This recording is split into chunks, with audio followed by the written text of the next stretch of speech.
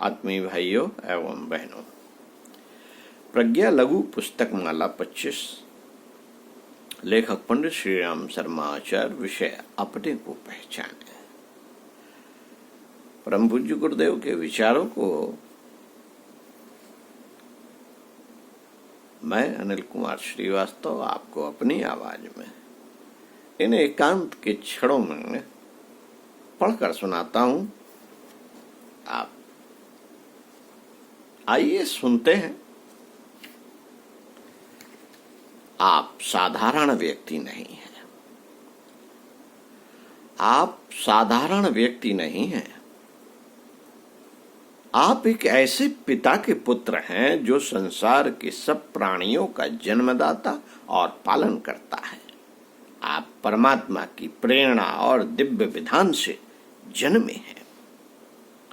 आपके विचार, आपकी वाणी, आपके व्यवहार में परमात्मा के दिव्य तत्व ओतप्रोत हैं। आपका व्यक्तिगत कुछ नहीं।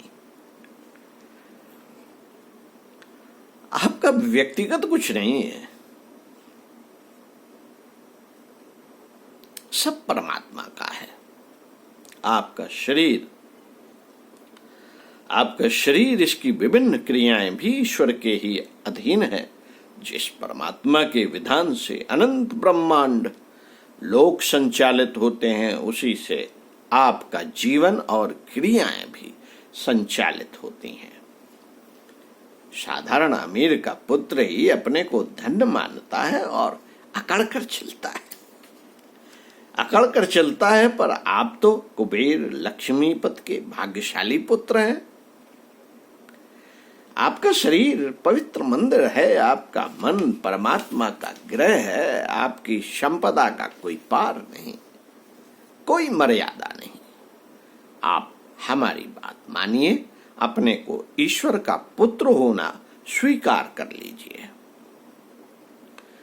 पुत्र में पिता के सब गुण आने अवश्यम भावी हैं। ईश्वर के पुत्र होने के नाते आप भी असीम शक्तियों और दैवी संपदाओं के मालिक बन जाएंगे। ईश्वर के अटूट भंडार के अधिकारी हो जाएंगे।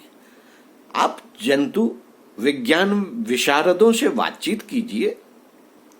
वे आपको बतलाएंगे कि जो गुण किसी भी जीव के पिता में होते हैं, वही उसकी संतान में पनपते और फलित होते हैं। यदि आप अपने को ईश्वर का पुत्र होना स्वीकार कर लेते हैं, तो एक ऐसे शक्ति स्रोत से अपना संबंध स्थापित कर लेते हैं जो अटूट है, संसार के सर्वोच्च गुणों का आदि स्थान है। ईश्वर हमको पिता होने के कारण कभी नहीं भूलता। हम ही मूढ़तावश भूल बैठते हैं। यही दुख का कारण है। गीता के शब्दों में मुझे सब जगह, ईश्वर को सब जगह और सब चीजों को मेरे अंदर देखता है। वह न कभी मुझसे पृथक होता है और न मैं उससे पृथक होता हूं। महात्मा गांधी जी कहा करते थे, मेरा ईश्वर तो मेरा सत्य और प्रेम है, नीति और सदाचार ईश्वर है, आनंद ईश्वर है, मानवीय गुणों का सर्वोत्कृष्ट रूप है। मानवता की सेवा द्वारा ही ईश्वर के साक्षात्कार का प्रयत्न मैं कर रहा हूं। क्योंकि ईश्वर न तो स्वर्ग में है और न पाताल में, बल्कि हर एक के हृदय में है।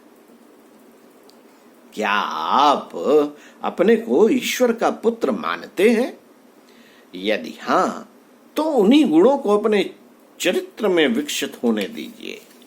ईश्वर के पुत्र होकर आप बैर, क्रोध, प्रतिशोध या शत्रुता के भाव मन में नहीं रख सकते। किसी का बुरा नहीं कर सकते, किसी का अहित नहीं सोच सकते। क्यों? क्योंकि यह संपूर्ण विश्व परमात्मा का ही रूप है। आप अपने को क्षुद्र, हाड़, मांस, चर्म, रुधिर से बना हुआ पुतला समझना छोड़ दीजिए। मत मानिए कि आपका यह शरीर घृणित मल, मूत्र, मांस, रक्त, मवाद का पिंड है। पाप से उत्पन्न पाप करने वाला पापी है। नाशवान कुमार्गी वासनामय है, अपने विषय में आज तक बनी सब धोती धारणा को तिलांजलि दे दीजिए। आपको अपने ईश्वरी वंश परंपरा का ज्ञान हो जाएगा। तब आप जीवन व्यवहार चरित्र बातचीत रहन सहन और स्वभाव भी एक उच्च उद्देश्य से परिचालित होना प्रारंभ हो जाएंगे। आपके संपर्क में आने वाले सभी आपके तेजोमंडल से प्रभावित हो जाएंगे। समान परिस्थितियों में रहने वाले कुछ व्यक्ति दुखी हैं, कुछ सुखी हैं।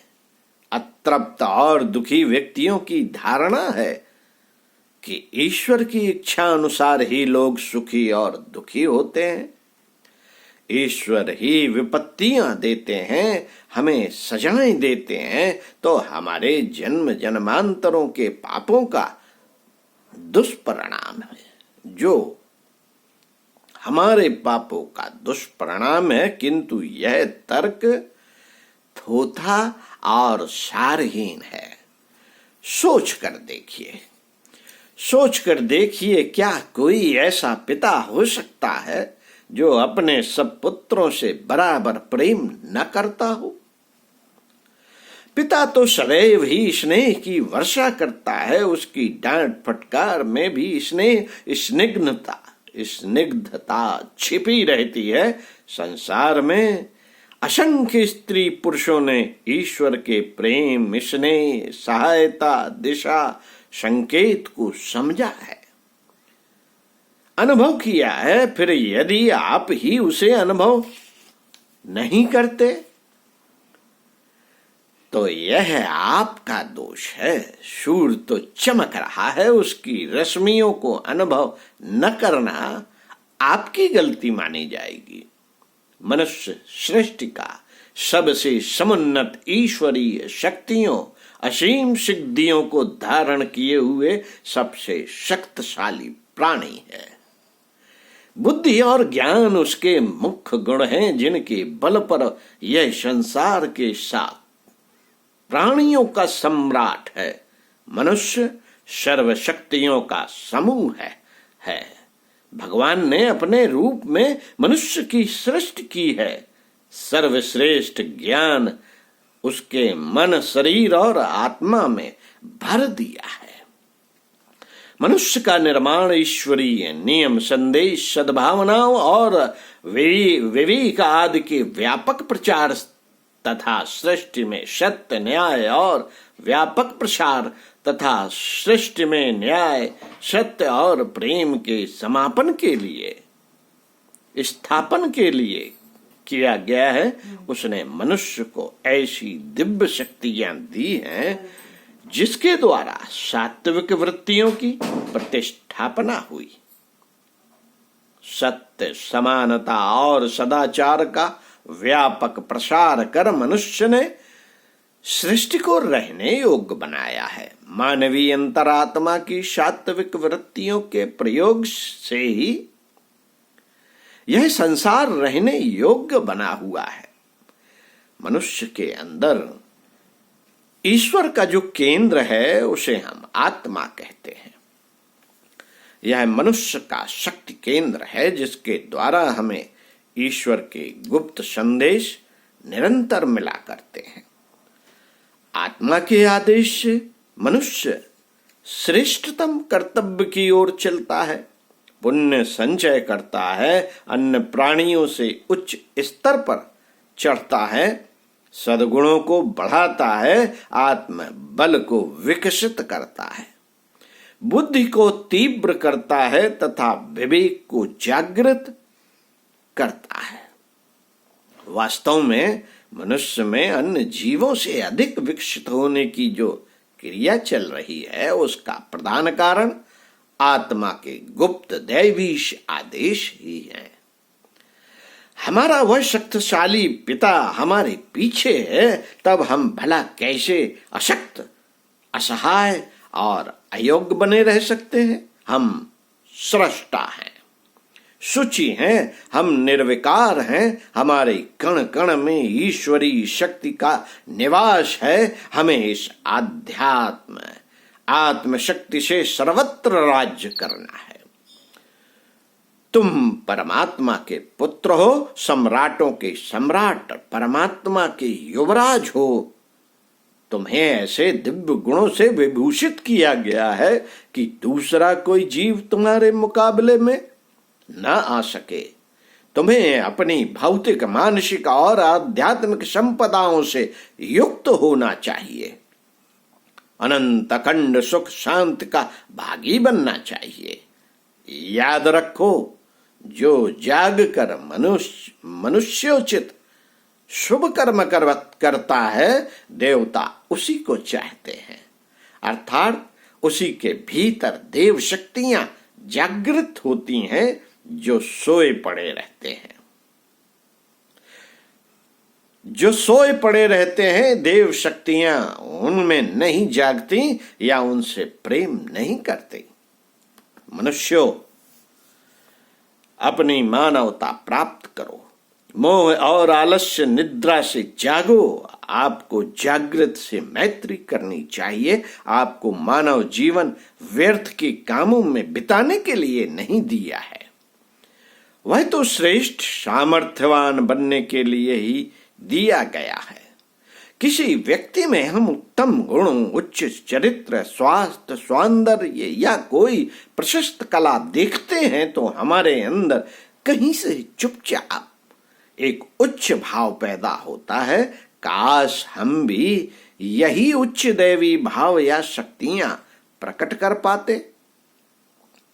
इस विश्व में व्याप्त प्रत्येक अच्छाई हम में जागृत पैदा करती है, हमारी सोई हुई आत्मशक्ति को जगाती है। वह हमें श्रेष्ठ और देवत्व की ओर बढ़ने का गुप्त संकेत करती है। हम दुष्टों, दुष्चरित्रों, प्रजापीड़कों, अत्याचारियों, नरसंहारकों, शोषकों, शराबियों, जुआरियों या व्यभिचारियों से घृणा करते हैं। हम इनमें से कुछ भी नहीं बनना चाहते। अनीत, अत्याचार, अपराध, अन्याय, दोष, त्रुटि, हानि, दरिद्रता, चोरी, डकैती, ठगी आदि की ओर हमारी रुचि नहीं होती। हम पवित्रता की ओर जाना चाहते हैं, अंधकार से प्रकाश की ओर जाना चाहते हैं। आप एकांत में अपना क्या, किस रूप में मूल्यांकन करते हैं? आप एकांत में अपना क्या, किस रूप में मूल्यांकन करते हैं? देवता या राक्षस? अपने को क्षुद्र मानते हैं अथवा महान? जैसा आप करने को मान बैठे हैं, वस्तुतः वैसे ही आप हैं और दुनिया भी आपको वैसा ही मानेगी। उसी कसौटी पर सदा आपको कसती रहेगी। बुराइयों को त्यागने का अमोघ उपाय यह